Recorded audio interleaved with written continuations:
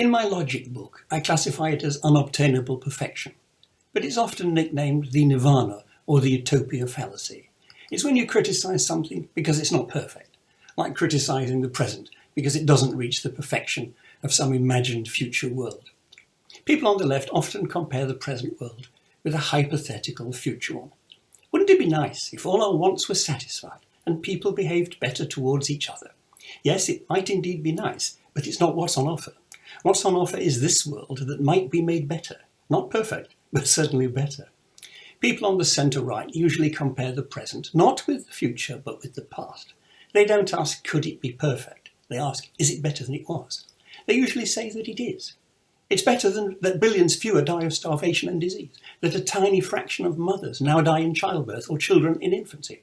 And they tend to favour more of doing what we know works in practice, rather than putting all our eggs in a restructured basket that probably won't work.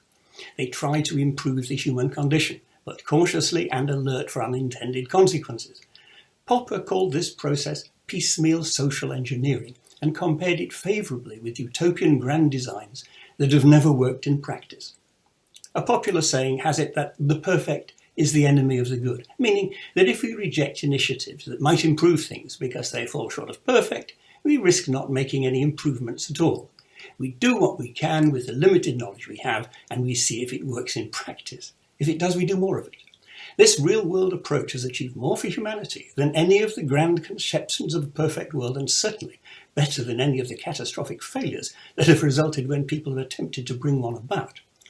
Most of us have encountered people who want to compare what capitalism, with all its flaws, has achieved in practice with what some idealised concept of what a perfect socialist society might be like. No, we compare practice with practice or theory with theory. We don't compare the apples of the real world with the pears of some fanciful world of the imagination.